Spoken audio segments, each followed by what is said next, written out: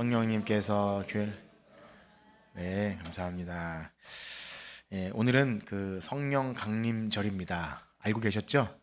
성령 강림절. 여러분들에게 성령 강림절은 어떤 의미로 다가오시는지 모르겠습니다. 혹시 교회 여러 절기 가운데 추수감사절, 성탄절 그런 절기가 있으니까 1년에 한 번 이렇게 돌아오는 절기로 기억하시는지 모르겠어요. 그런데 우리가 이 성령 강림은요, 우리가 오늘 예수님을 믿는 믿음, 우리가 예수님을 믿을 수 있고 또 이렇게 교회라는 곳에 모일 수 있게 되는 것과 관련해서 너무 중요한 것입니다. 성령 강림은 바로 우리의 믿음, 또 교회 다니는 것, 이 모든 것과 밀접한 관련이 있어요. 성령님이 안 오셨다면 우리 믿음이 생겨날 수 없는 거죠. 그래서 성령 강림은요, 부활절과 함께, 부활절 후 50일 지나는 1년 한 번 지나는 절기이지만 사실상 우리가 지금 예배하고 전도하고 교제하는 교회로 모이는 이 현장은 역사적으로 한 번 있었던 예수님의 그 죽으심과 부활하심, 또 승천하심, 또 약속대로 성령님을 보내주심, 이 구속사에서 이 단 한 번 일어난 사건이지만 지금 우리는 그 연결선상에 있는 겁니다. 부활과 승천과 또 성령이 임하시고 그다음에 임하신 성령으로 인해서 생겨난 교회, 그리고 우리가 그 흐름에 있는 거예요. 그래서 그런 면에서 우리가 함께 보는 이 사도행전, 우리 매일 성경 순서에 따라 사도행전을 보고 있는데요, 바로 성령이 임하심으로 교회가 어떻게 생겨나고 또 하나님께서 강권에서 흩으셔서 복음이 증거되게 하시고 그렇게 생겨난 교회, 그 교회의 존재 방식과 어떤 것이 목적인지를 알려주는 이 중요한 말씀들을 보고 있는데요, 그러한 면에서 사도행전을 소위 성령행전이라고도 합니다. 들어보셨나요? 한번 따라해 볼까요? 성령행전. 예, 성령행전. 그래서 사도행전이 몇 장까지 있죠? 28장까지 있는데 이런 말이 있어요. 우리는 지금 사도행전 29장을 쓰고 있다. 물론 우리가 성경은 다 계시는 종교를 됐지만 의미상 그렇다는 거죠.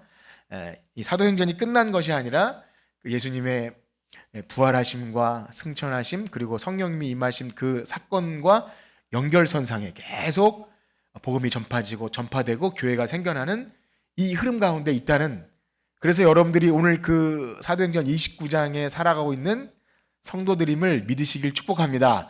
그런 감각이 좀 있으신가요? 네. 성경과 우리가 지금 밀접하게 연결되어 있다는 측면에 보면 아마 제일 가까운 책이지 않을까 싶은데요. 바라기는요, 우리가 이렇게 사도행전을 이제 5월, 6월 쭉 볼 텐데 한 주 동안 여러분 삶에서 살아가는 동안 이 말씀에 좀 관심을 더 가지시고, 물론 모든 말씀이 다 중요하지만 우리의 교회됨, 나에게 믿음 주셔서 어떻게 나를 이 참 하나님 나라의 영광스러운 자녀 되게 하셨을까, 그리고 은사를 주셔서 교회를 섬기게 하셨을까, 이것과 밀접하게 연결됐다는 것을 아시고 각자 삶에서 개인적인 사명, 그리고 우리 교회 공동체에 주신 사명들을 우리가 잘 이행하고 있는지, 그러한 또 릴레이 기도도 하면서 이 말씀이 여러분들의 삶에 깊숙이 적용되기를 축복합니다.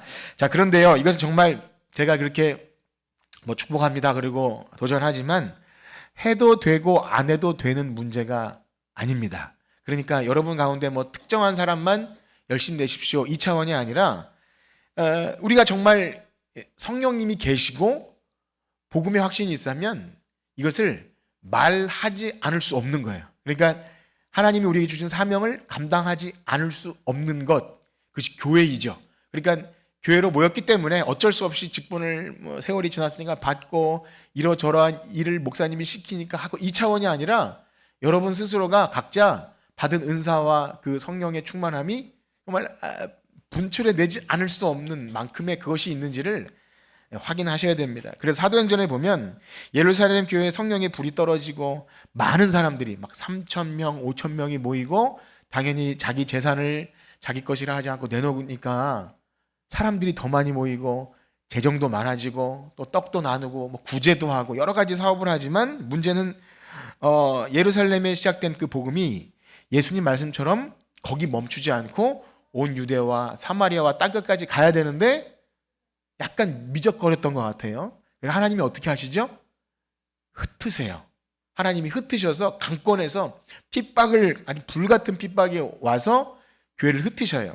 우리 생각에는 어찌 하나님이 교회를 그렇게 사랑하시는, 예수 그리스도의 핏값으로 세운 교회를 하나님이 제일 사랑하시는데 어떻게 그렇게 핍박을 주고 흩으실 수 있을까? 우리 생각엔 그렇지만 그럼에도 불구하고요, 하나님은 우리가 이해하기 어려운 수단과 방법을 통해서 교회를 이끌어 가시는데요, 때로는 교회가 사명을 잃지 않도록 시험도 주시고요, 그러니까 아나니아 삽비라나 중간중간 어떤 사건을 통해서 헌금은 무엇이고 재정은 무엇이고 또 우리 교회됨은 무엇이고 자꾸 이렇게 고이지 않도록, 물이 고이지 않도록 자꾸 섞어주시고 어려움도 주시면서 교회를 하나님의 주권으로 인도해 가신다는 것입니다. 그것이 바로 하나님께서 그리스도의 핏값으로 세운 교회를 보호하는 방식이에요. 보존하고 거룩해 하게 하고 성결하는 방식이 우리 생각엔 안전하고 단단하고 이렇게 뭔가 이렇게 든든하고 변함없이 그러면 되는 것 같지만 그게 아니라 때로는 확 흩으셔서 교회의 순결과 사명과 이런 것을 지켜나가는 것이 하나님의 교회 운영 방식인 줄 믿습니다. 그래서 우리는 이게 모든 것들을 다 믿어야 돼요. 하나님이 어떤 방식으로도 선하게 우리 교회를 인도하신다. 그래서 사명 잃어버린 교회는 그야말로 수명을 다했다고 보면 됩니다. 그러니까 오늘날 교회가 잘 모이는 것도 좋고 떡을 떼는 것도 좋고 구제와 봉사 뭐 여러 가지 건물도 짓고 다 좋습니다. 모이는 것 잘해야 되는데요, 만약 하나님께서 우리에게 성령을 보내주시고 그 교회를 세우시는 궁극적인 목적을 상실한 채로 그냥 잘 모이고 성장하고 여기에 만약에 초점이 있다면, 물론 뭐 다 얘기는 하겠죠. 복음 얘기하고 전도 얘기하고 선교 얘기하겠지만 그 핵심적인 가치가 등한시되면요 항상 문제가 생기잖아요. 그래서 사도들이 우리가 기도와 말씀 보는 일을 제쳐두고 이 일을 할 수 없다, 이렇게 상황을 이끌어 가시지 않습니까? 그래서 하나님은 언제나 교회를 그렇게 본질에 집중하게 만드십니다. 사랑하는 성도 여러분, 어떠하십니까? 우리 교회는 그렇게 본질에 집중하고 있는 성령 충만한 교회가 맞습니까? 네, 어떠신가요? 여러분 생각하셔야 됩니다. 교회라고 하면 우리 교회는 어떻지? 나를 제외하고 보여지는 것이 아니라 여러분이 포함되어 있어야 됩니다. 항상 내가 지금 깨어서 말씀을 듣고 그것을 깨닫고 내 사명을 발견하고 그것이 계속 움직여지고 있는가를 확인하셔야 됩니다. 그냥 와서 출석하고 앉아있는 것으로 만족하는 것이 때로는 그래도 되지만 그것이 지속되면 계속 스스로 쇠락의 길을 걸어갑니다. 믿음도 식어지고요, 교회 전반적으로 그래요. 때로는 그래서 시험이 있어도 감사하시길 축복합니다. 네, 시험이 있어서 감사하는 건 교인들만 할 수 있는 거예요. 진짜 교인만 할 수 있는 거예요. 하나님이 이렇게 제하시고 때로는 정결하게 하기 위해서 약간 가지를 고구마인가요? 이렇게 자꾸 들어주는 것, 그런 걸 하나님께서 하시는 거죠. 그래서 바라기는요, 이 사도행전 말씀을 보시면서 여러분 말씀에 좀 민감함, 성령의 인도가 무엇이고 또 말씀이 깨닫게 함이 무엇이고 그러면 나를 어떻게 움직이게 하신가를 잘 경험하는 여러분들 되기를 축복합니다. 자, 그러한 면에서 오늘 우리가 듣게 되는 말씀은요, 한 주간 들었던 말씀 가운데 제가 이렇게 한 3가지 정도로 정리해 봤는데, 오늘 본문을 중심으로 이 복음의 역사, 교회의 역사, 또 구원의 역사를 주관하는 성령님께서 어떠한 방식으로 교회의 어떤 핵심적인 일을 해 나가시는가. 그러니까 성령이 충만하고 뭔가 역사되어진다는 것을 우리가 말은 그렇게 하지만 그것의 어떤 구체적인 그림들, 그런 것들을 좀 정리해 보기 원하는데요. 첫째는 이것입니다.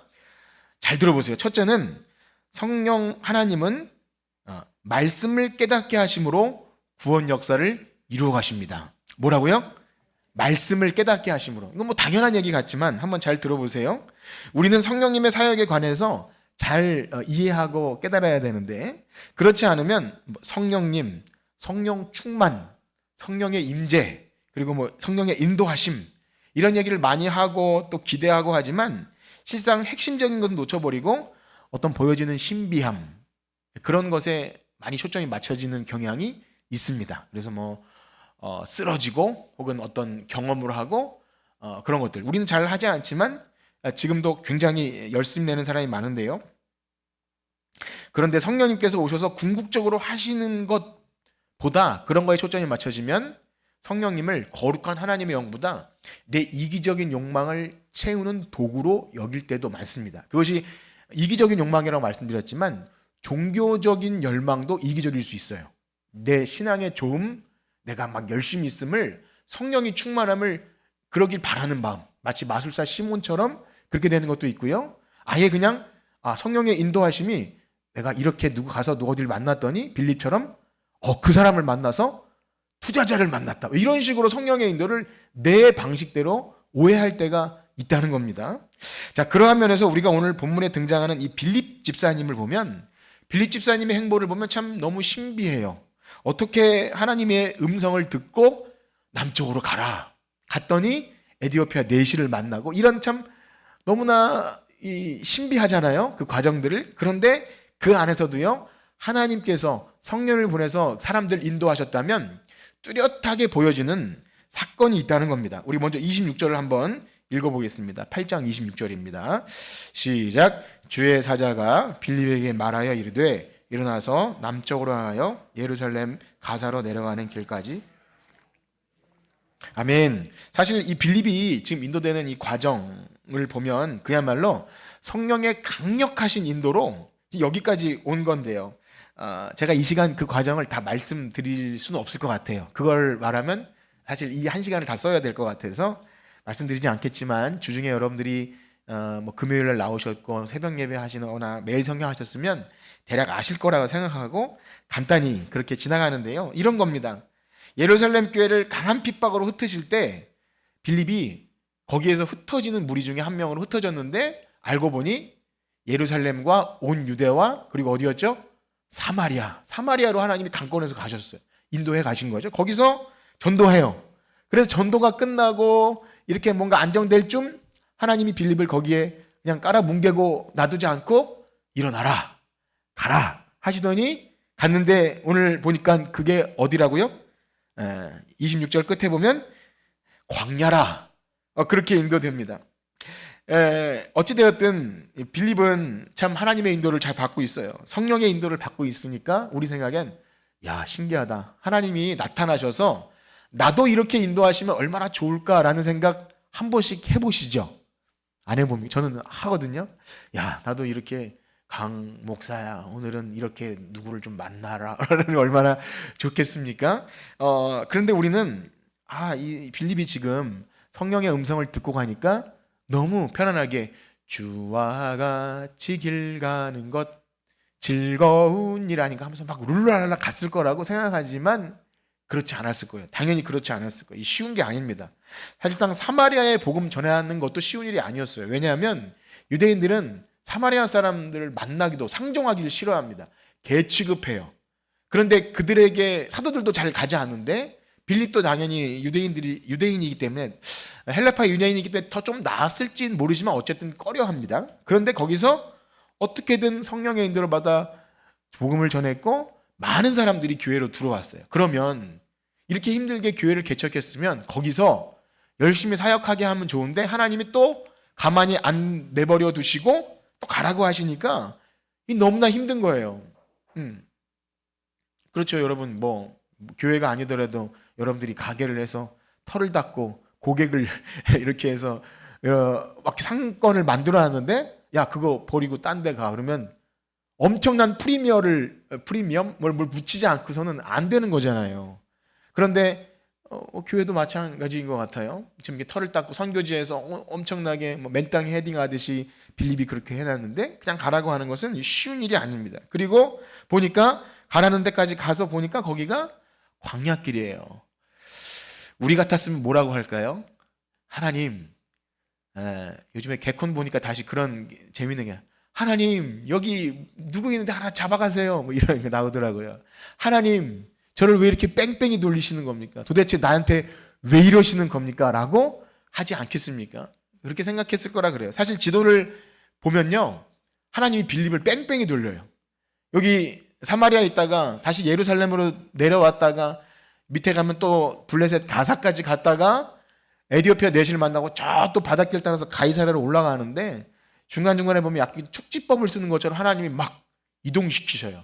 그러니까 물론 그가 그런 사명이 있어서 그런지 모르지만 굉장히 피곤했을 거예요. 차가 있는 것도 아니고 교통편이 있는 것도 아니고 걸어 다녔을 텐데 하나님이 그렇게 하시는 거죠. 그런데요, 빌립이 순종하여 그 광야길로 가게 될 때 누구를 만나게 됩니까? 바로 그 유명한 에디오피아 간다게 국고를 맡은 내시를 만나게 된 거죠. 우리 27절 말씀 한번 같이 읽어봅시다. 27절입니다. 시작. 일어나 가서 보니 에디오피아 사람 에디오피아 여왕 간다게 모든 국고를 맡은 관리인 내시가. 아멘. 그렇습니다. 하나님께서 내시에게 복음 전하게 하기 위해서 인도하신 거예요. 아, 성령님의 음성, 인도하심은 무엇과 연결되어 있습니까? 복음 전하는 것과 연결되어 있어요. 한 영혼을 계획하셔서, 사실 여기 이 절묘한 타이밍은요, 우리가 좀 깊이 보면 어마어마한 이 하나님의 계획하심이에요. 막 거의 한 1600km 되는 이 에디오피아에서부터 예루살렘으로 왔다가 돌아가는 길에, 또 빌립은 사마리아에 있다가 성령님이 강권에 있어서 또 남쪽으로 가다가, 여기서 이 만날 확률은 거의 없는 거죠. 전화해서 만나기로 약속하지 않고선 그 허벌판 광야 같은 곳에서 이 둘이 만날 가능성은 없다고 보는 것 같아요. 그 서울에서 뭐 김치 찾기라든지 아니면 모래에서 바늘 찾기보다 더 어려운 확률로 만나게 되는 거죠. 이 에디오피아 내시에 관해서도 드릴 말씀이 많이 있지만 역시 그것도 생략하기로 하고요. 그렇다면 제가 지금 말씀드리는 첫 번째, 오늘 이 사건에서 주목할 사실이 무엇입니까?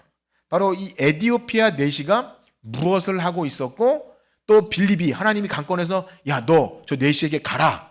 그래서 가서 시키신 일, 이 빌립이 내시에게 무엇을 물어보는 그거 무엇을 했는지를 좀 살펴보기 원합니다. 28절에서 31절까지 같이 읽겠습니다. 28절에서 31절 시작. 돌아가는데 수레를 타고 선지자 이사야의 글을 읽더라.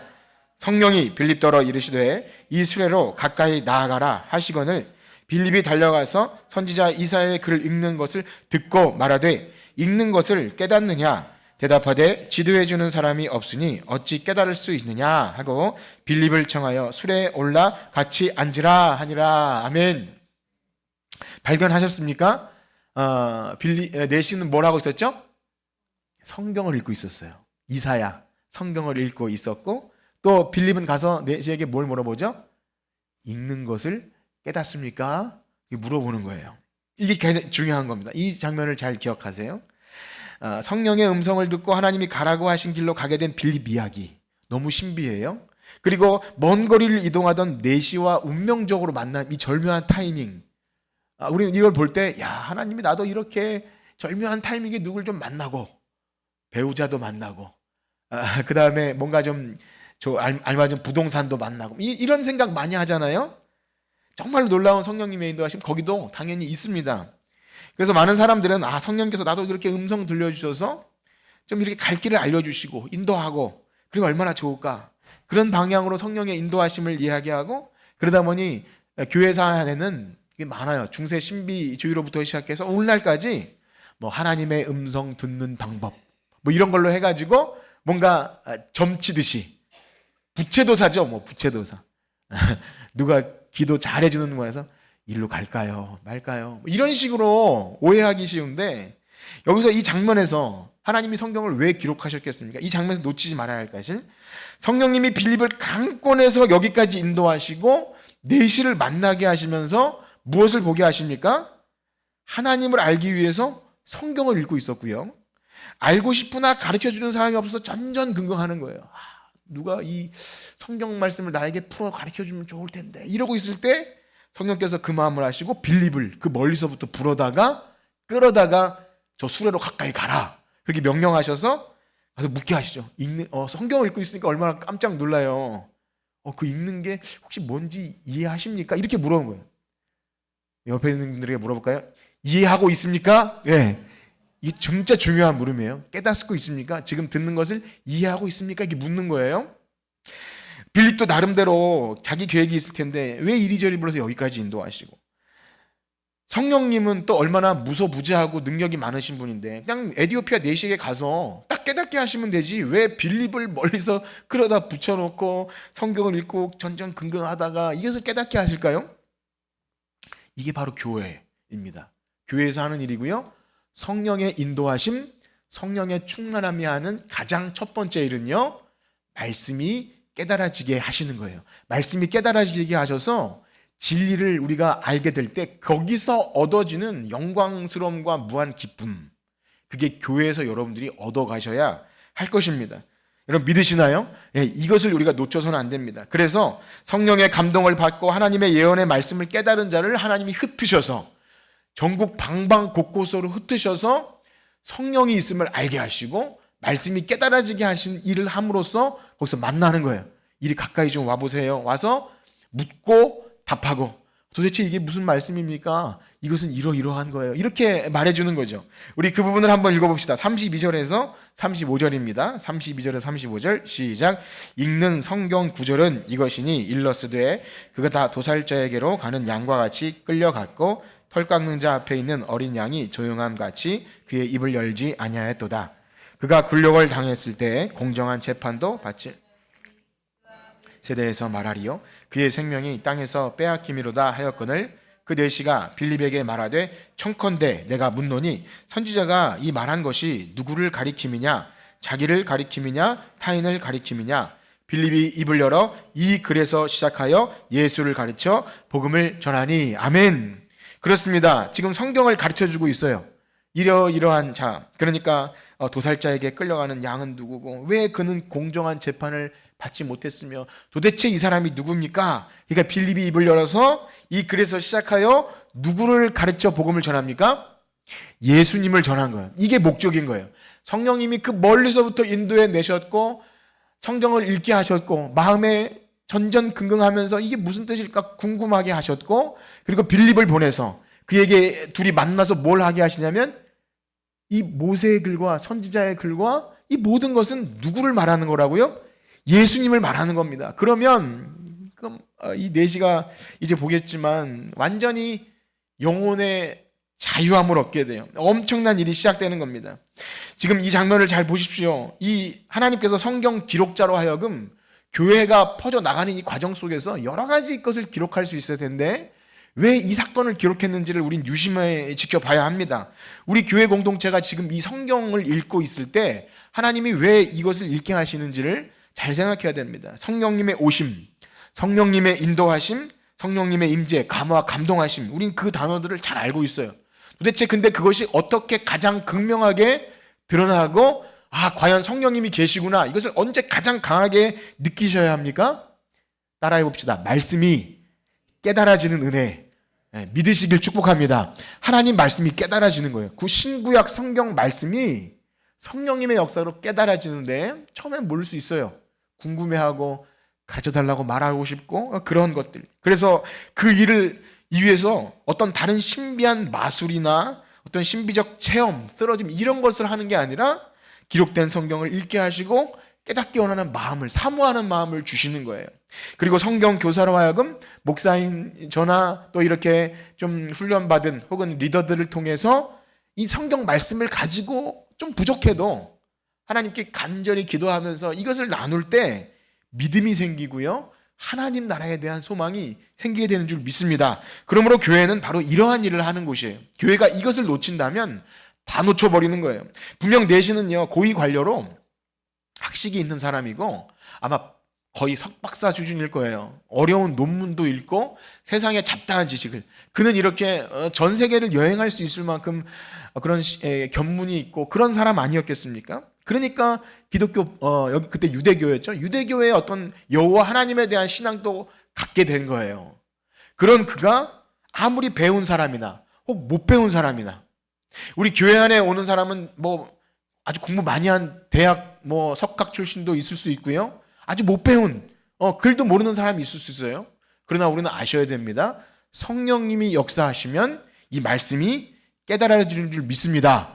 그 전에는 맹인이나 마찬가지예요. 아무리 똑똑하고 공부 잘하고 혹은 글을 알던 모르든 다 맹인이에요. 그러나 하나님께서 교회 나와서 할 수 있게 하시는 것은 뭐냐면 진리의 말씀을 깨닫게 하시는 거예요. 이거 놓쳐버리고 다른 어떤 것으로 우리의 신앙이 자라거나 교회가 교회됨을 생각한다면 다 놓쳐버리는 거예요. 중요한 걸 다 놓칩니다. 그래서 성령의 인도를 따라서 빌립이 그에게 찾아가서 말씀을 보는 그에게 읽는 것을 깨닫느냐 이렇게 물어본 거예요. 에디오피아 내시는 똑똑한 이렇게 똑똑한 사람이니까 당연히 알겠죠라고 그냥 그게 아니라 읽는 것을 깨닫느냐 물어본 겁니다. 다시 한번 옆에 계시는 분께 물어봅시다. 성경을 읽고 좀 이해하십니까? 네, 성경을. 네, 무시해서 그러는 게 아니에요. 모를 수 있어요. 모르고 설교를 들어도 우리 권사님들의 그런 말 듣긴 들었는데 무슨 말인지 잘 모르겠어요. 근데 좋은 소리 같아요. 너무 감사하긴 한데 그때 뭐가 필요합니까? 누가 물어봐 줘야 돼. 도대체 그게 무슨 내용인지 나는 좀 설명 좀 해줘. 마음이 생기는 거예요. 여러분, 사랑하는 성도 여러분, 그런 마음이 있기를 축복합니다. 우리 마음 속에 정말 그런 것이 있어요. 여기 보니까 성령의 인도를 따라서 빌립이 찾아가서 읽는 것을 깨닫느냐 이게 물어볼 때 아닙니다. 지도해 주는 사람이 없어서 저는 도저히 이걸 모르겠습니다. 이렇게 하면서 은혜의 나눔이 시작되는 거예요. 전 잘 모르겠어요. 저 좀 가르쳐 주세요. 그래서 우리 권사님들은요, 다 성경을 가르쳐 줄 수 있어야 돼요. 그게 권사님이에요. 권하는 거예요. 성경을 권하고 또 말씀이 이렇습니다. 이건 이런 거예요. 라고 말할 수 있어야 돼요. 내시가 묻죠. 이 책에서 말하는 이 양과 같이 도살장으로 끌려가는 사람 도대체 누굽니까? 왜 이 사람은 공정한 재판도 받지 못하고 이렇게 억울하게 죽습니까? 그렇게 묻게 될 때 그제야 비로소 빌립이 그것이 바로 예수님입니다. 얼마 전에 그분이 예루살렘에서 십자가에 못 박혀 돌아가셨습니다. 하나님이 보내실 그 우리를 구원하신 왕이 이 땅에 오셨는데 그가 죽으셨습니다. 그렇게 말할 때 그 마음속에 그가 누군지 알기를 원했던 에디오피아 내시의 마음속에 그게 성령의 역사로 그냥 믿어지는 거예요. 이 놀라운 역사죠. 그렇습니다. 성령의 강한 역사, 성령의 임재하심, 그리고 우리를 인도해 가심. 사랑하는 성도 여러분, 이것은 마술사 시몬처럼 주술처럼 생각하거나 내가 원치도 않은데 그냥 어디서 뜬금없이 막 환상을 보고 아니면 꿈을 꿔서 뭔가 되어진다고 생각하지 말고 우리 계시로 기록된 성경 66권 말씀을 읽고 묵상하고 이 안에서 우리 성령님께서 가르치시고 생각나게 하시는 그것들 사모하시길 축복합니다. 그래서 이 말씀이 깨달아지는 역사, 이게 너무나 대단한 거예요. 그래서 두 번째는요, 하나님은요, 성령님께서 따라해 볼까요? 사모하는 자들로 하여금 깨닫는 은혜를 주십니다. 네. 뭐라고요? 어떤 자들로 하여금? 사모하는 자들로 하여금. 그렇습니다. 사실상 에디오피아 내시는 이 이야기의 주인공이 아니에요. 에디오피아 내시가 엄청난 일을 한 사람이 아니에요. 주인공이 아니에요. 누가 주인공입니까? 성령님이 주인공이잖아요.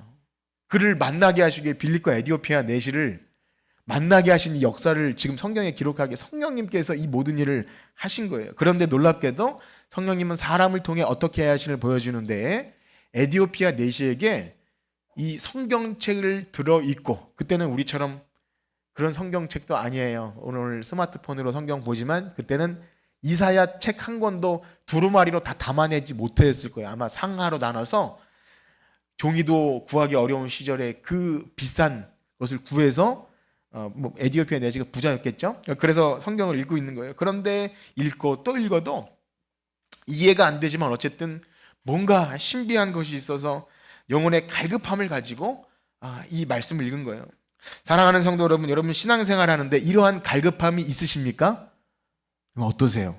교회 다니면서 교회에서 설교를 듣고 집에서 이제 성경을 필사하시는 분도 있고 통독하시는 분도 있는데 읽으면서 이게 무슨 내용이지? 라는 그런 갈급함 있으십니까? 있으셔야 합니다. 그것이 성령님께서 여러분들 가운데 역사하시는 거예요. 믿으시길 축복합니다. 예. 여러분 다 모르죠. 저도 다 모르는데 여러분 다 안다고 생각하면 이상한 거 아닙니까? 예. 그래서 모르면 묻고 궁금해하는 것이 하나님이 하시는 일이에요. 그러면 저한테도 물어보시고 리더와 물어보시고 이 목장 모임 하는 이유가 그거예요. 묻고 답하고 그게 그거였어요? 무한 기쁨이 나옵니다. 그 안에서 말씀이 깨달아지는 거예요. 이런 기대하고 사모하셔야 됩니다. 그래서 설교를 들을 때나 혼자 성경 읽을 때나 매일 성경을 하시거나 그냥 주문 외우듯이 불경 모르지만 어쨌든 줄줄 읽어 나가듯이 하지 마시고 인격적인 교감이 일어나요. 하나님이 자신의 인격을 담아서 성경 말씀을 주셨는데 우리와 부딪혀야 합니다. 왜냐하면 우리 인간의 이성으로는 이해 안 되는 것도 많지만 받아들이기 싫은 것도 많아요. 이 은혜의 복음을 우리 인간의 종교성으로는 잘 못 받아들입니다. 아무것도 하지 않아도 만세전에 우리를 택하셨다고 하는 게 너무 감사하지만 우리는 너무나 쉽게 내 행위와 공로와 그래도 내가 이걸 해야 정성을 들여야 은혜 받는 거 아니냐고 자꾸 말하고 싶은 마음이 생겨요. 그러면 끊임없이 아니야. 너가 뭘 해도 네가 하는 의는 더러운 옷과 같아. 넌 그저 십자가 은혜의 복음 앞에 엎드리기만 해. 이거 계속 끊임없이 말씀해 줘도 그래도요.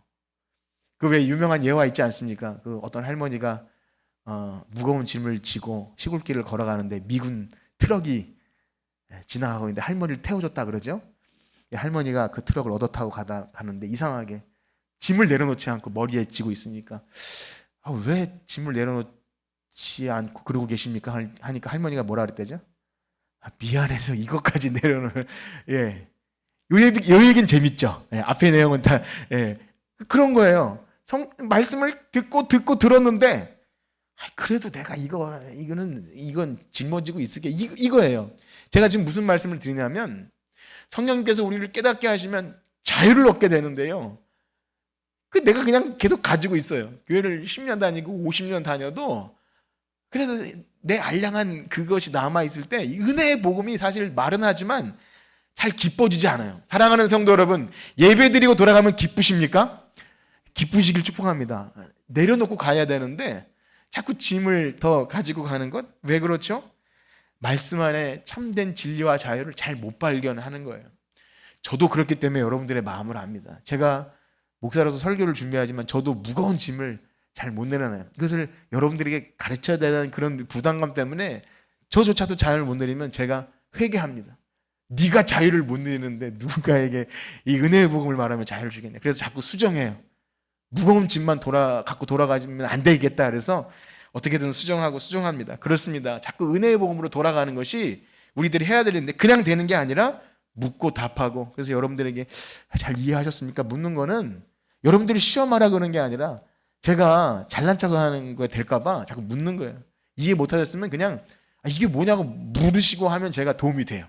또 묻고 답하고 하는 겁니다. 이게 교회에서 하는 일이에요. 그래서 성령님이 하시는 일이 막 우리에게 막 뇌에 뭘 집어넣어서 깨닫게 하는 게 아니라 우리 사랑하는 지도를 하여금 말씀을 묻고 대답하고 다 연약하고 미련하지만 성령님이 우리 안에 계시면 우리를 옳은 길로 인도하실 줄 믿습니다. 그래서요, 우리가 이게 교회에서 말씀이 깨달아지고 묵상하고 말씀이 그렇구나 하면 정말 어떻게 됩니까? 우리의 영혼이 우리 39절 말씀 한번 읽어봅시다. 8장 39절 시작. 둘이 물에서 올라올새 주의 영이 빌립을 이끌어 간지라 내시는 기쁘게 길을 가므로 그를 다시 보지 못하니라. 아멘. 앞에 이제 세례받는 부분을 제가 빼먹었는데 무엇 때문에 이 부분을 읽었냐면 이 말씀을 듣고 너무나 감사해서 세례를 받고 이 내시가 전전긍긍하면서 고민에 빠져있던 내시가 어떻게 길을 갑니까? 기쁘게 길을 가는 거예요. 기쁘게 길을 감으로. 옆에 있는 분에게 인사합시다. 기쁘게 길을 갑시다. 네. 막 깨워가지고 지금 막 화내지 마시고요. 기쁘게. 왜 기쁜지 모르시는 분들은 안 됩니다. 예, 그렇습니다. 이 기쁘게 길을 가는 것. 여러분, 내시는요, 영혼의 자유함을 얻은 거예요. 우리가 자유함 말할 때 말씀이 깨달아지는 은혜를 통해서 자유함을 누리는 것이 뭔지를 아시길 축복합니다. 그렇습니다. 교회 안에서 우리가 기쁘게 교제하고 대화하는 주제는 이것이 되어야 합니다. 여러분, 식사하고 사랑방에도 모이고 커피 마시고 하면서 무슨 대화를 주로 나누십니까? 어떤 대화를 나누십니까? 혹시 말씀이 깨달아지는 것을 가지고 좀 나누십니까? 여기 신구약 66권의 말씀이 다 뭐죠? 예수 사랑하심은 성경에서 배웠네. 예. 날 사랑하심 성경에서 날 사랑하신다는 얘기잖아요. 그 어려운 구약의 말씀도 때로는 저주의 십자가 말씀도 아니면 또 구약의 어려운 여러 가지 율법의 말씀도 다 무슨 얘기라고요? 날 사랑한다는 얘기예요. 도피성이나 또 이렇게 불쌍한 영혼들에게 이렇게 남편을 구해주는 이야기나 이 모든 얘기가 다 예수 그리스도를 향해서 예수님이 날 사랑한다는 얘기. 그러니까 성경을 읽고 결론은 뭐냐면 예수님이 날 사랑한다는 얘기를 듣게 되는 거예요. 그러니까 나와서 말하지 않을 수 없게 되는 거예요. 권사님 이번 주에 이 말씀을 들었는데 어떠셨어요? 저는 참 하나님이 날 사랑하는 것 때문에 너무 감사해요. 그런 대화가 있기를 축복합니다. 그러므로 사랑하는 성도 여러분, 목장 모임으로 모일 때 처음에는 뭐 이러저러한 이야기 하십시오. 많이 얘기를 하시고 여유 있게 하시고 아픈 것도 얘기하고 가족 얘기도 하시고 그리고 난 이후에 무슨 얘기를 합니까? 야, 오늘 들은 말씀 어땠어? 목사님은 자꾸 무슨 모형 그림자 얘기하는데 도대체 뭐야 그게? 모형과 그림자가 뭐가 어쨌다는 거야? 묻고 그걸 옆에 있는 권사님 난 그거 알아들었는데 이런 거야 말하면 그게 그거야? 이런 대화가 좀 되시길 축복합니다. 저는 꿈꾸고 소망합니다. 여러분들은 아픈 거 다 알아요. 이제 뭐 어디 아프고 허리 아프고 다 알아요. 이제 그거 얘기한 다음에 따라해볼까요? 그럼에도 불구하고 말씀이 내가 살아갈 용기를 줘. 예. 이런 대화를 하길 축복합니다. 정말 그래요. 그게 교회 아닙니까? 알아요. 아픈 거 알고 질병이 있고 여전히 자식은 말을 안 듣고 남편은 속을 써요. 그러나 그럼에도 불구하고 날 사랑하신다는 얘기 때문에 저는 한 주간 더 버티고 견뎠어요. 이 얘기를 하면 사는 거예요. 교회가 살고 영혼이 삽니다. 예, 아픈 얘기도 하세요. 기도 제목 이야기 다 하신 다음에 끝에 그럼에도 불구하고 예수님이 계셔서 너무 좋아. 억지로 그렇게 끌어내라는 얘기가 아니라 말씀을 보면 그 안에 가득가득 들어있어요. 날 사랑하신다는 얘기구나. 이렇게 성령께서 인도하셔서 이 에디오피아 내시를 만나게 이 빌립을 찾아가게 했는데 사실 알고 보면 여러분들이 교회에 앉아있는 것도 그냥 된 것입니까? 우리가 여기 은혜의 자리에 앉아있을 어떤 자격이 있습니까? 없는 사람들이잖아요. 고르고 뽑고 택해서 여기에 앉혀놓으셨는데 우리는 에디오피아 내시보다 더 엄청난 영광을 입은 하나님의 자녀들입니다. 그러니 말하지 않을 수 없는 거예요. 옆에 계신 분과 또 인사합시다. 우리는 말하지 않을 수 없습니다. 네. 목장에 모여서 말하지 않을 수 없어요. 수다 말고 은혜의 복음 얘기를 말하지 않을 수 없습니다. 그렇습니다. 정말 그러면 신비하게도 영이 살아납니다. 내 욕심과 고집도 내려져요. 이상하게도 말씀 가지고 얘기하면 내 답답한 심령과 내가 용서하지 못한 이런 모든 것들이 이상하게 녹아지는 것을 경험하게 됩니다. 이것이 교회입니다. 그리고 우리의 기도가 달라져요. 비전이 달라집니다. 전에는 내 문제, 늘 자녀 문제, 질병 문제 이것 때문에 전전긍긍했다면 그 에디오피아 내시 같이 전전긍긍했던 것이 말씀이 깨달아지는 것 앞에 고삐가 탁 풀린 것처럼 그렇지 않구나. 하나님이 나를 향한 계획은 어마무시하구나. 이걸 알면 영혼의 자유함을 얻는 거예요. 전에는 결코 넘을 수 없었던 큰 산을 넘게 되지 않습니까? 우리가 예루살렘 교회 성령의 역사가 임했을 때 그들은요 예루살렘 안에만 있기를 원했어요. 교회 밖을 나가기 싫었어요. 교회 밖은 위험해, 무섭거든요. 성령의 역사가 임하니까 사마리아 땅끝까지 가는데 절대 만나기 싫은 사마리아 사람들, 그리고 오늘 에디오피아 내시는 흑인이고요. 내시니까 고자였을 거예요. 그 유대교인들은 제일 싫어하는 사람들입니다. 만나기 싫어하는. 그들에게 가서 빌립이 서로 대화하고 읽는 것 깨닫습니까? 하고 세례를 줘요. 여러분, 세례를 주고 하는 이 교제는 뭐죠? 교회가 되는 거예요. 예수 그리스도 안에 가족이 됩니다. 우리가 교회에서 성찬을 하고 세례를 하는 이것은요, 그래서 교회 안에서 말씀을 듣고 세례와 성찬을 하는 것은 예수 그리스도의 피와 살을 함께 나눈 새로운 하늘 가족이 탄생하는 거예요. 이방인과 그 사마리아를 넘어서는 에디오피아 내시와 이 성령이 충만한 이 빌립 집사가 지금 하나가 된 거예요. 그리스도 예수 안에 한 가족. 그래서 마지막 세 번째는요, 이 교회는 그것을 경험하셔야 됩니다. 여러분, 우리가 예배 드리고 돌아가는 건 잘하시는 일이에요. 좋은 일인데요, 벽을 넘는 일이 있으셔야 됩니다. 저 사람과 모르고 혹은 내가 저 사람 정말 성격이 맞지 않아, 같이 있고 싶지 않아라는 대상에게까지라도 만나고 싶고 얘기하고 싶은 은혜를 경험하길 축복합니다. 그러면 얼른 집에 가서 쉬고 싶은 마음도 있겠지만 같이 식사를 하고 더 대화하고 싶고 기도 제목 나누고 싶은 것은요, 자꾸 제가 여러분 목장을 잘하고 강하게 푸시하는 게 아니라 한번 경험하셨으면 좋겠어요. 네.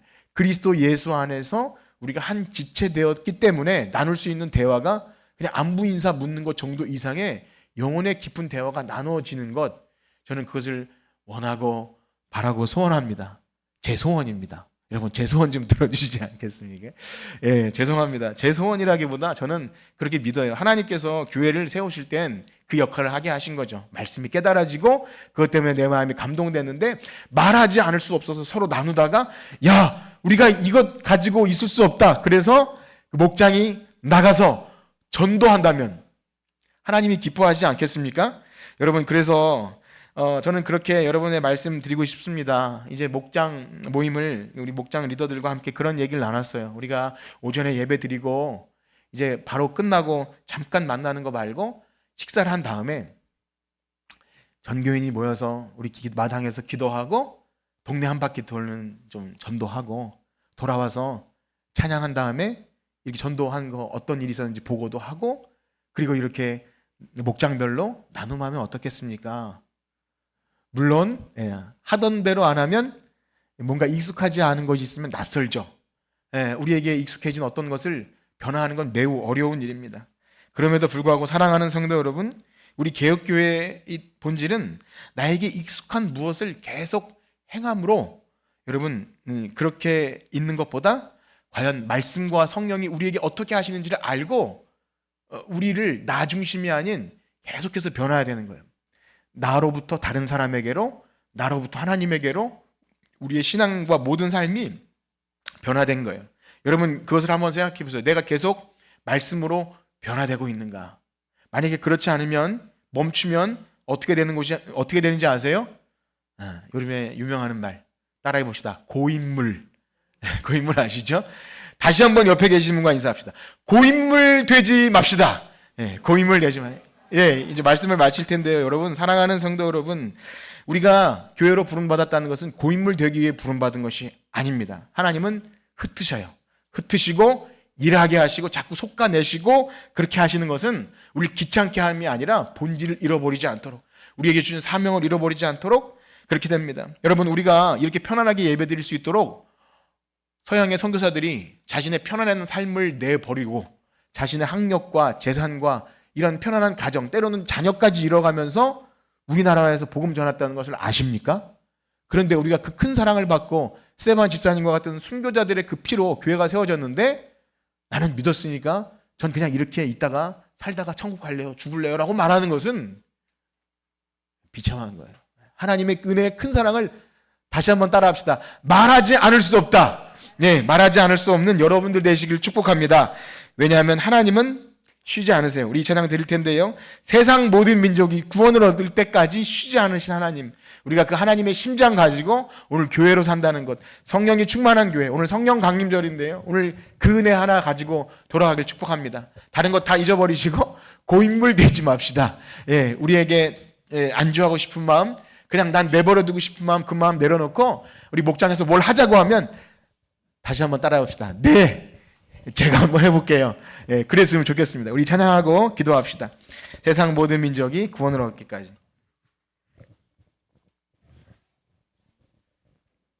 몇 장인지 얘기해 주시면 빨리 채울 수 있을 것 같은데.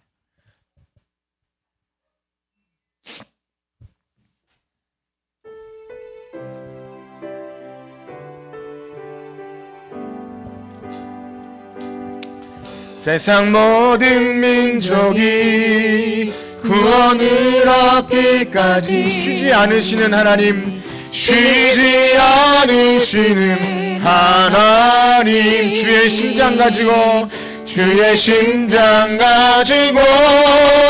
우리 이제 일어나 주 따르게 하소서. 세상 모든 육체가 주의 영광 보도록 우리를 부르시는 하나님,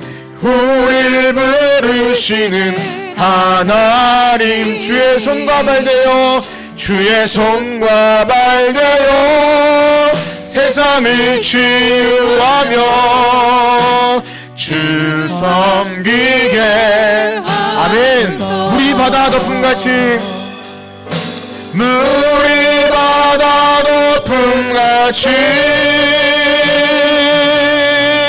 여호와의 영광을 인정하는 것이 온 세상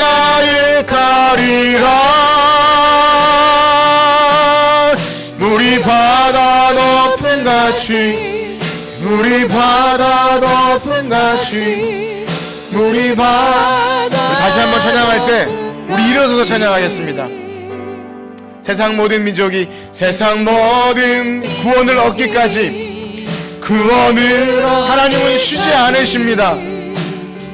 쉬지 않으시는 하나님. 주의 심장 가지고 주의 심장 가지고 우리 이제 일어나 주 따르네. 아멘. 세상 모든 육체가 주의 영광 보도록 세상 모든 육체가 주의 영광 우리를 부르시는 하나님 우리 부르시는 하나님 주의 손과 발되어 세상을 주하며 세상을 지으 주 섬기게 하소서 주 섬기게. 아멘. 물이 바다 덮은 같이 물이 바다 덮은 같이 여호와의 영광을 인정하는 것이 온 세상 아득하리라. 물이 바다 덮은 같이 물이 바다 덮은 같이 물이 바다 덮은 같이. 아멘. 우리 들으신 말씀 가지고 한번 기도합시다. 우리가 평소에 말씀을 어떻게 읽고 어떻게 깨달았는지 우리의 말씀 생활을 되돌아봅니다. 혹 기독교인이지만 말씀 생활을 세상의 유튜브나 뉴스나 TV 드라마 보는 것보다 훨씬 등한시하면서도 내 믿음이 자라기를 바랬던 것은 아닌지 기억합니다. 그러나 말씀이 깨달아지는 은혜가 없다면 우리의 신앙은 죽을 수밖에 없습니다. 하나님, 우리에게 말씀이 깨달아지는 은혜가 성령의 충만함으로 있게 하여 주시옵소서. 그리고 이 깨달은 말씀을 가지고 교회가 역동적으로 생명력을 가지고 일어나서 사람들과 서로 모이고 또 흩어지며 하나님의 생명의 복음을 전하는 하나님의 손과 발 되는 쉬지 않으신 하나님 따라서 그렇게 일하는 우리 교회 되게 하여 주시옵소서. 우리 주의를 한번 크게 부르짖고 기도합니다. 주여! 하나님 아버지, 우리를 부르신 하나님, 오늘도 쉬지 않으시고 세상 모든 민족이 구원 얻을 수 있도록 우리를 부르십니다. 그러나 하나님, 우리가 말씀도 깨닫지 못하고 하나님, 누군가의 나에게 말씀을 물어봤을 때 이것이 예수 그리스도라고 말하지 못한다면 우리가 어떻게 들은 말씀을 전할 수 있습니까? 하나님, 들은 자가 없으면 전하는 자가 없이 깨닫게 했습니까? 하나님, 깨닫지 못하면 어찌 예수를 주라 시인할 수 있겠습니까? 하나님, 우리가 먼저 들은 우리가 말씀을 깨닫고 선포하게 하시고 예수는 그리스도라 증거케 하여 주시옵소서. 우리는 보고 들은 것을 말하지 않을 수 없습니다. 우리는 보고 들은 것을 말하지 않을 수 없습니다. 하나님, 그 말씀을 깨달아지게 하시고 성령의 충만함을 주셔서 우리가 이 땅에 살아가는 동안 사도행전 29장을 쓰는 하나님 백성 되게 하여 주시옵소서. 하나님, 우리가 이 땅에 왜 살아갑니까? 무슨 목적을 가지고 살아갑니까? 하나님, 죽을 날을 받아놓은 것처럼 그렇게 힘없이 살아가고 있지는 않습니까? 우리의 신앙생활이 율법주의로 고착화되지는 않습니까? 하나님, 우리가 고인물이 되지는 않습니까? 하나님, 우리를 불쌍히 여겨 주시옵소서. 성령의 충만함을 허락하여 주시옵소서. 우리가 이 땅에 살아가는 동안 예수 그리스도 이름을 증거하기 위하여 우리의 삶을 하나님 생명보다 하나님 귀하게 여기는 예수 그리스도의 복음을 증거하는 하나님 백성 되게 하여 주시옵소서. 하나님, 우리를 불쌍히 여겨 주시옵소서. 하나님, 고인물이 되지 않기를 원합니다. 예수 그리스도의 복된 복음을 말하지 않을 수 없어서 진부한 하나님 백성 되길 소원하오니 성령 충만히 역사하여 주시옵소서. 하나님, 우리와 함께하여 주시고 날마다 살아가는 삶 가운데서 하나님 말씀을 귀하게 여기고 소중히 여기고 모일 때마다 말씀을 묻고 답할 수 있는 하나님 백성 되게 하여 주시옵소서. 하나님, 감사합니다. 우리와 함께하여 주시고 주님만 홀로 영광 받아 주시옵소서. 주님은 우리 아버지십니다. 하나님, 감사합니다. 아멘. 이제는 우리 주 예수 그리스도의 은혜와 하나님의 무한하신 사랑하심과 성령님의 감화, 감동, 위로, 교통하심이 한 주간도 말씀을 사랑해서 말씀이 깨달아지는 은혜로 주의 복음을 전하기 원하는 성천교회 성도들 머리 위에 이제로부터 영원토록 함께 있을지어다. 아멘.